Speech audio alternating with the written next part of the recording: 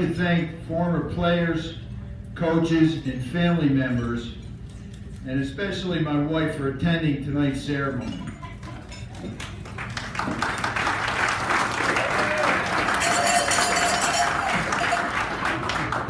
I'm honored to be speaking about a former player and athlete that I had the privilege of coaching.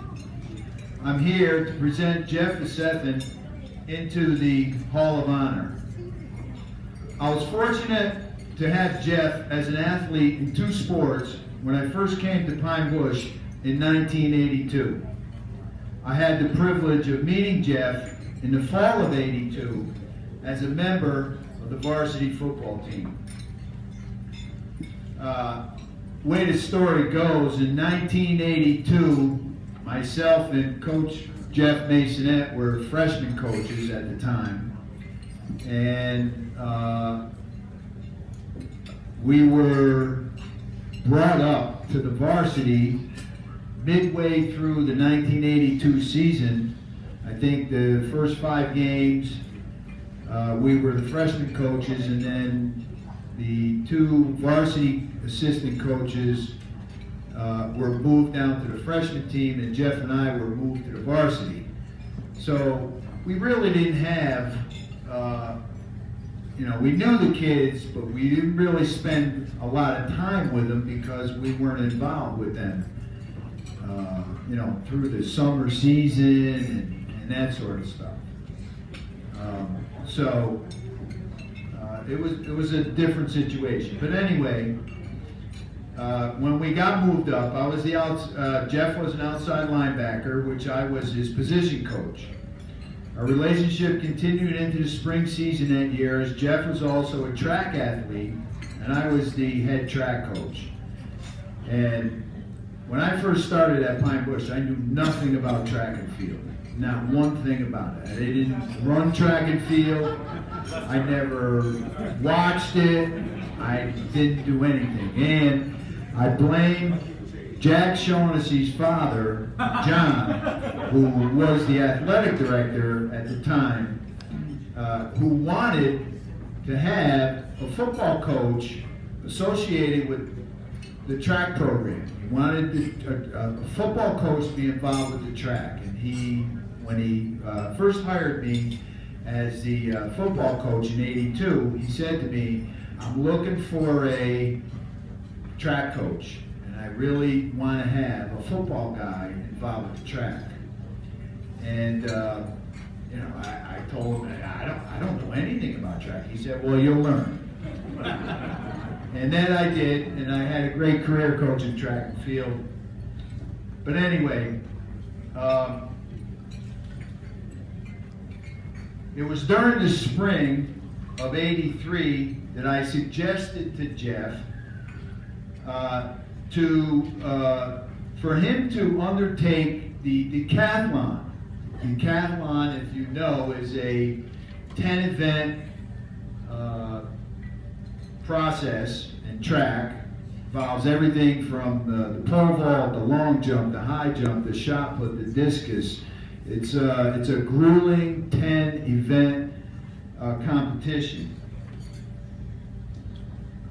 And basically, he was okay with it. In 1983, I was his coach on the football field, and again, coached him on the track. He was a great 2-way player for us in football, doing everything asked of him and more. He played quarterback, he was a running back, he was a linebacker, he was a cornerback, he was a kick returner, he played tight end. I was going to say he probably carried the water out to the field too, but he didn't have a chance because he was never off the field. But that's the kind of guy he was, and his senior leadership allowed us to realize more success on the football field than Pine Bush had experienced in previous years. When we first got there, they were 0-30-1 over a 3-year period. And in 1982, we didn't win any games. But in 1983, Coach Canosa, who was the JV coach in 1982, decided to take over the program along with help from myself and Coach Masonette, and to try to turn this thing around. Anyway, I got a story I said I was going to talk about how crazy we were as coaches. We used to play on Saturday afternoons, but we would meet on Sundays at somebody's house to watch film and to get a plan ready for the next week. And you know, Pine Bush hadn't won any games, you know, and so we played Ellenville one year and we tied them. And so we're at this meeting on Sunday night, and we're watching film, and we believed that even though they called the extra point no good, we believed that it was good. And we were convinced it was good. And the only way we could find out is to go back down to that field in Ellenville. 5 of us jump in a car, drive down to Ellenville, walk out to the field. It's 9 o'clock at night. All right? There's a garbage barrel directly behind the right side goalpost. And we look at after we look at the film, we realize that this ball, okay, is inside of the garbage can. It's got to be good. It's got to be good. Well, it didn't change the outcome of the game, obviously, okay? But we were convinced we won that game, okay? But that was how intense that this coaching staff was.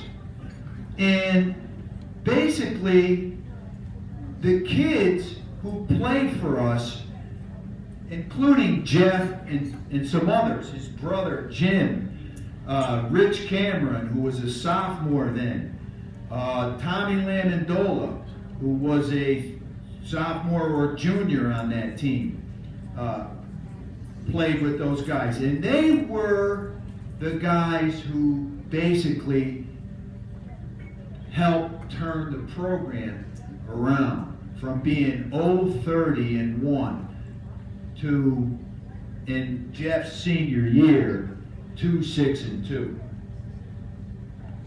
Anyway, how crazy is that? Okay, that's how into it we were to try to get this thing going in the right direction. Again, he excelled on the track his senior year, once again completing in the decathlon.